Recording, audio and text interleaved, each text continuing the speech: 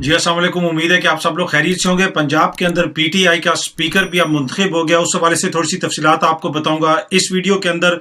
PDM जो foreign funding के हवाले से बड़ी बात कर रही है, ममनुआ फंडिंग के हवाले से मौलाना साहब ने भी उस हवाले से बड़े कुछ सख्त बयानात वगैरह भी दिए। इसकी बुनियादी वजह क्या है, वो क्यों इस केस के ऊपर इतना ज्यादा जिस तरह आप कह सकते हैं कि तवज्जो क्यों दे रहे हैं। उसके साथ साथ आपसे थोड़ी सी बात होगी। आपको पता है कि जुडिशल कमीशन हुआ, जो जजों की तैनाती के हवाले से एक इजलास हुआ, जिसकी सदारत चीफ जस्टिस ऑफ पाकिस्तान करते हैं। चीफ जस्टिस ऑफ पाकिस्तान भी उसमें मौजूद होते हैं, दीगर जज साहिबान और हुकूमत के नुमाइंदे भी उसमें होते हैं। उसके हवाले से कंट्रोवर्सी पैदा की गई। उसके हवाले से कहा गया कि वहां पे जो चीफ जस्टिस साहब ने नाम दिए उनको रिजेक्ट कर दिया गया, लेकिन अब चीफ जस्टिस साहब ने उसकी ऑडियो जारी कर दी उस इजलास की। उसके बाद बड़ी दिलचस्प सूरत हाल पैदा हो गई है, तो वो भी थोड़ी सी तफसीलात हैं आज की इस वीडियो के अंदर, वो भी आपके साथ मैं शेयर करूंगा।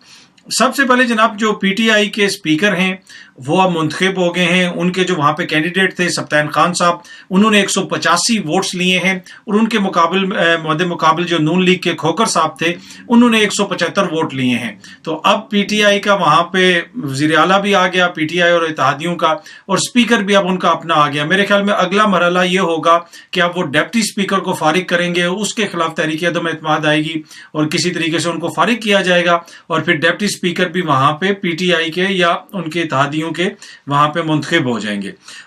मुझे नहीं लगता कि उसमें किसी किस्म की कोई मुश्किल पेश आएगी। अच्छा, दूसरी खबर जो मैं आपके साथ शेयर करना चाहता हूं वो फॉरेन फंडिंग के हवाले से है। फॉरेन फंडिंग का केस आपको पता है, या ममनुआ फंडिंग का केस चल रहा है इलेक्शन कमीशन के अंदर। आज फाइनेंशियल टाइम्स की एक स्टोरी सामने आई, उसके बाद दोबारा शोर पड़ गया पाकिस्तान के अंदर जनाब के पीटीआई के केस का फैसला हो, जल्दी फैसला किया जाए। शहबाज शरीफ साहब ने भी उस पर बात की, मौलाना भी उस पर बात कर रहे हैं, मरियम भी उसके ऊपर बात कर रही है। ये सारे इसके ऊपर बात क्यों कर रहे हैं, इसकी बुनियादी वजह समझने की है।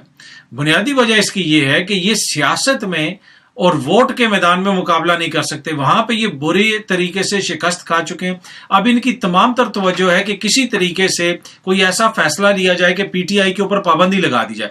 अच्छा, ये बार बार कहते हैं फॉरेन फंडिंग फॉरेन फंडिंग, ये फॉरेन फंडिंग का केस है ही नहीं है, ये ममनुआ फंडिंग का केस है कि जो आपको फंडिंग हुई है उसके अंदर जनाब कुछ जो फंड्स ऐसे हैं वो कायदे और ज़वाबित के मुताबिक नहीं है। अगर वो साबित भी हो जाएं तो उसमें यह होगा कि वो जो फंड्स हैं वो जब्त हो जाएंगे, और इससे ज्यादा पीटीआई को कुछ भी नहीं हो सकता। लेकिन इनकी ख्वाहिश है कि किसी ना किसी तरीके से पीटीआई के ऊपर पाबंदी लगवाई जाए, पीटीआई को पूरी जो उनकी लीडरशिप है, जो पूरी जमात है, उसको नाअहल करार दिया जाए, जमात को बंद किया जाए, इसलिए कि अदरवाइज ये मुकाबला नहीं कर पा रहे। और ये इनकी टोटल तवज्जो जो है वो इस केस के ऊपर है। इन्होंने इंतखाबात इकट्ठे लड़के देख लिया, इंतखाबात में इनको बुरे तरीके से शिकस्त हुई। जिस तरह आपने देखा कि ज़िमनी इंतखाब से पहले ये कह रहे थे कि हम 15 सीटें जीतेंगे, हम 16 सीटें जीतेंगे, हम 18 सीटें जीतेंगे, लेकिन आखिर में हुआ क्या? आखिर में आपने देखा कि हुआ ये कि इनको वहां पे इबरतनाक शिकस्त हुई, सब ने मिल के इलेक्शन लड़ा। तो अब इनकी तमाम तर तवज्जो जो है वो इस फंडिंग के इस केस के ऊपर है। लेकिन पीटीआई वो वाहिद जमात है जिसने ये जो फंडिंग का मॉडल किया, जिसमें ओवरसीज पाकिस्तानी भी पैसे देते हैं कि आम पाकिस्तानी शहरी इस तरह फंडिंग करें जमात की।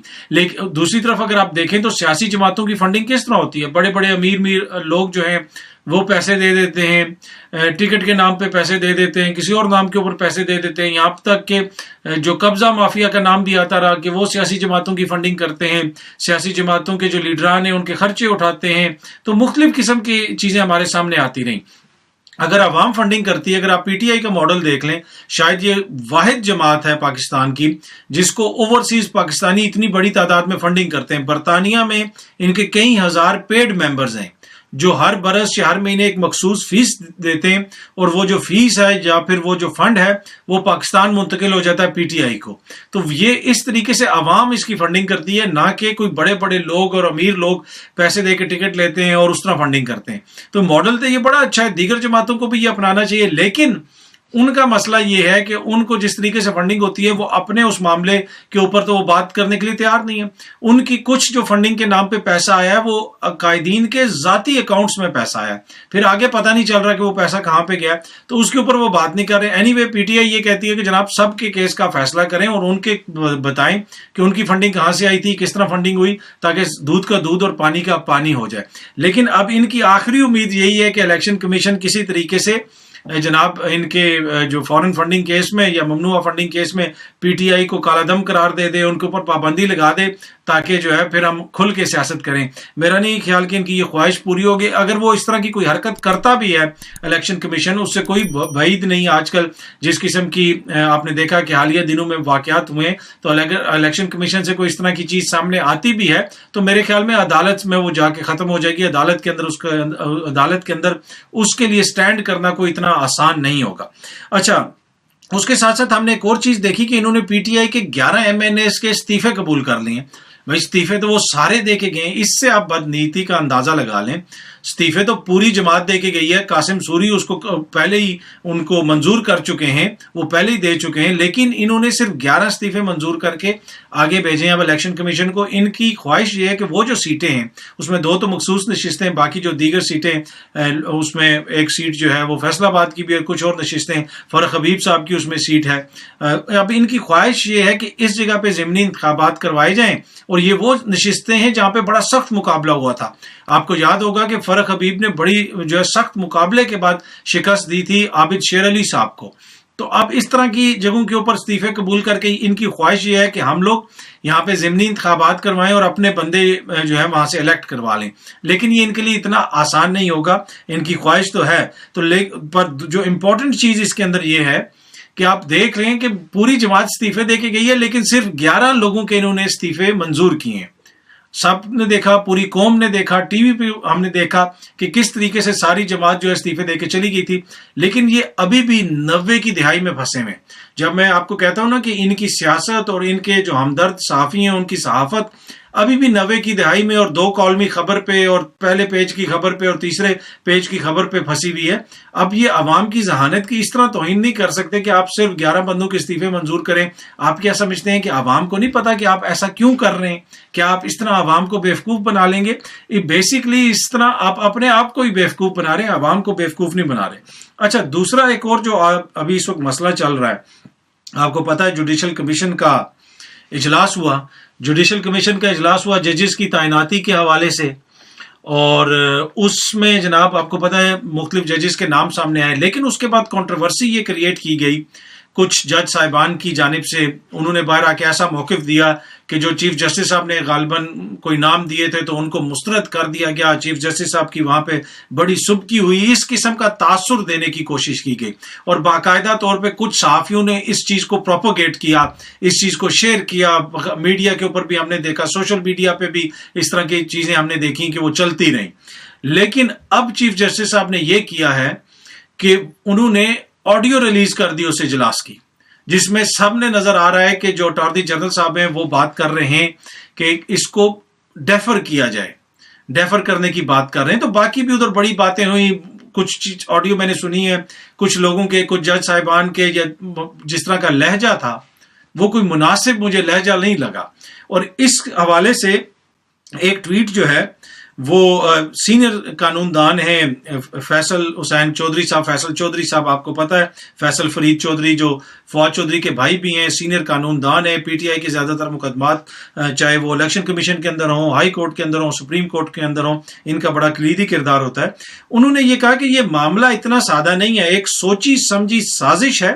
جس طریقے سے چند سیاسی شبدہ بازوں اور ان سے جڑے چند صحافیوں، ان کے کارندے، سپریم کورٹ بار کے چند ممبران نے معزز چیف جسٹس صاحب کی ذات کو نشانہ بنایا. میرا مطالبہ ہے کہ ان کا بھرپور احتساب کیا جائے. اچھا، اس کے ساتھ ساتھ سینئر صحافی ہیں، کورٹ رپورٹنگ وغیرہ بھی کرتے رہتے ہیں، ڈان سے وابستہ ہیں، ریاض الحق صاحب. انہوں نے بھی ٹویٹ کی کہ چیف جسٹس بندیال نے سپریم جوڈیشل کونسل کی میٹنگ کی آڈیو عام کرنے کے بعد جسٹس فائز عیسیٰ اور جسٹس سردار طارق کو شرمندہ کروا دیا. ٹھیک ہے، ہم صحافیوں کے لیے ایک سبق کہ جو خبر آپ کے پاس چل کر آئے تو ذرا تصدیق کر لیا کریں. کیا پتا کسی کا ایجنڈا ہو اور ہم خواہ خواہ استعمال ہو کر شرمندہ ہو جائیں. کچھ اور دیگر بھی جو کورٹ رپورٹنگ کرتے ہیں انہوں نے بتایا، اس طرح کی ٹویٹس وغیرہ کی ہیں دوستوں نے، رپورٹرز نے، جس میں انہوں نے کہا کہ کس طریقے سے اس حوالے سے جو باتیں کی گئی کہ کچھ ایک دو جج صاحبان نے کہا کہ جناب یہ جو پریس ریلیز آئی ہے یہ جھوٹ پہ مبنی ہے، تو اس کی وجہ سے پھر چیف جسٹس صاحب کو یہ آڈیو اب ریلیز کرنی پڑی. اور اب وہ لوگ جن کا یہ موقف تھا کہ جو प्रेस रिलीज है वो झूठ पे मबनी है, सुप्रीम कोर्ट से जो प्रेस रिलीज आई है वो ठीक नहीं है, अब उन सबको सुबकी का सामना है। तो इस हवाले से और भी बहुत सारी डिटेल्स हैं, अब देखते हैं कि आगे ये चीज किस तरफ जाती है। लेकिन जब हालत ये हो जाए कि मुल्क के चीफ जस्टिस के खिलाफ कभी कौमी असम्बली के अंदर तकरीरें हों, कभी उनके खिलाफ सोशल मीडिया के ऊपर कैंपेन चलाई जा रही है, और एक बाकायदा सोची समझी साजिश के तहत ये अल्फाज हैं फैसल फरीद चौधरी साहब के, तो लगता है इस तरह के जो चीफ जस्टिस साहब हैं उनको कंट्रोवर्शियल बनाने की कोशिश की जा रही है। लेकिन उनको कंट्रोवर्शियल जो लोग बनाने की कोशिश कर रहे हैं वो खुद इतने कंट्रोवर्शियल हैं, उनके ऊपर खुद इतने इल्जामात हैं, तो मुझे नहीं लगता कि उनकी बात कोई सुनेगा। एक सहाफ़ी ने तो एक जज साहब के हवाले से, जिनका इसमें मुख्तलिफ मौक़िफ़ है, बड़े सख्त अल्फाज इस्तेमाल किए और बताया कि जनाब उनका जो मौक़िफ़ है वो दुरुस्त नहीं है, हकीकत से बिल्कुल बरअक्स है। और आपको पता है काजी फायज़ ईसा साहब के और चीफ जस्टिस साहब के ताल्लुकात भी कोई इतने बेहतर नहीं है। काजी फायज़ ईसा साहब के खिलाफ आपको पता है एक रेफरेंस भी आया था, सदारती रेफरेंस आया था उनके बच्चों की और उनकी बीवी की जो बरतानिया में जायदादें हैं उसके हवाले से।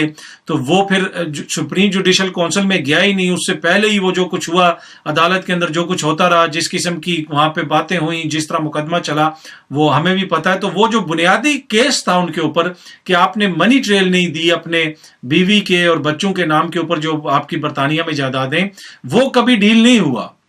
हो सकता है उनके पास मनी ट्रेल हो, वो मुझे नहीं पता, लेकिन वो अभी तक वो वहीं पे वहीं है, उसका अभी तक कोई हल नहीं निकला। लेकिन जो केस का फैसला आया वो फैसला इस तरह आया कि जिसके ऊपर बड़ी फिर लोगों ने तनकीद भी की कि जजेस, ना सिर्फ जजेस, उनके बीवी बच्चों को भी एहतसाब से मुबर्रा आपने करार दे दिया कि आप उनसे भी नहीं पूछ सकते कि भाई आप कहते हैं कि हम स्कूल में नौकर हैं या हम यहाँ पे ये काम करते हैं, ये काम करके हमने लंदन में या कोई भी अमेरिका में या किसी जगह पे भी आपने कोई जायदाद बना ली है, तो फिर उसकी मनी ट्रेल भी दें, फिर आप अपने टैक्स के गोशवारे भी दिखाएं। तो बड़ा डिटेल वो रिपोर्ट हो चुका है, उसमें बहुत सारे कोर्ट रिपोर्टर्स ने भी रिपोर्टिंग की, मीडिया में भी वो चीजें आई आपके सामने। पर एनीवे, अब जो चीफ जस्टिस साहब की जात के ऊपर एक तरह से हमला आवर हुए हैं कुछ लोग, उनको कंट्रोवर्शियल बनाने की कोशिश कर रहे हैं। क्यों?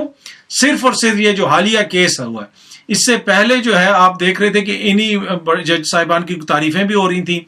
जब कासिम सूरी की रूलिंग को उन्होंने स्ट्राइक डाउन किया, छुट्टी वाले दिन अदालत लगाई, उसके ऊपर फैसले के ऊपर हम लोगों ने भी तनकीद की, बहुत सारे दीगर लोगों ने भी तनकीद की।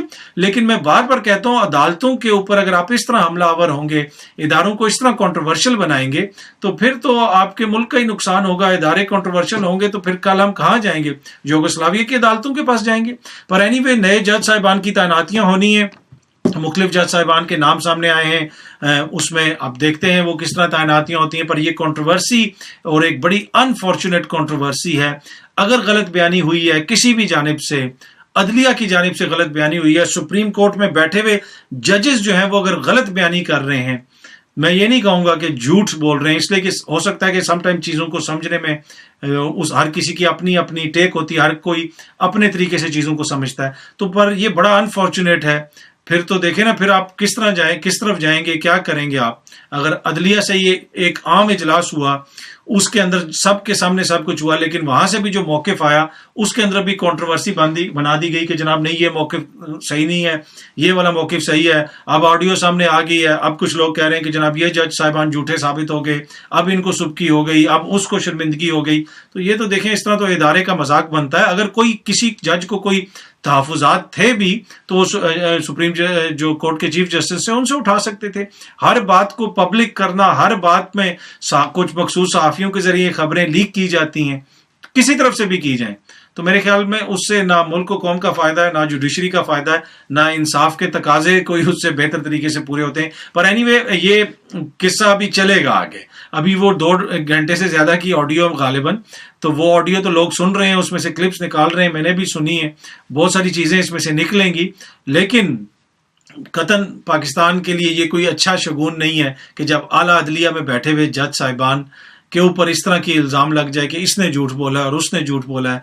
इजलास के अंदर बैठ के कुछ और कहा, बाहर आके कोई खबर कुछ और लगी, रवैया किसका क्या था कि और कोई एजेंडे के तहत कर रहा है, इसमें वकला भी शामिल है। तो ये वो सारी चीज़ें हैं जिसके ऊपर आप सीनियर कानूनदान भी बात कर रहे हैं, फैसल फरीद साहब बात कर रहे हैं, दीगर भी बहुत सारे वकीलों की मैंने ट्वीट्स वगैरह देखी, बयानात देखे, जो कतन मुझे तो इसका कोई, जिसे आप कह सकते हैं प्रोडक्टिविटी नहीं नजर आती इस तरह के सारी एक्सरसाइज के अंदर। ये जो कोई एक्सरसाइज हुई है इससे कोर्ट का भी नुकसान होगा, और ये जो सारा जमहूरी अमल है जिसमें कोर्ट का बड़ा अहम किरदार होता है कानून का, उसको भी कोई फायदा नहीं पहुंचा इस सारे अमल से। उम्मीद है कि ये वीडियो आपको पसंद आई होगी। बहुत जल्दी आपसे दोबारा मुलाकात होगी। बहुत बहुत शुक्रिया। Thank you so much.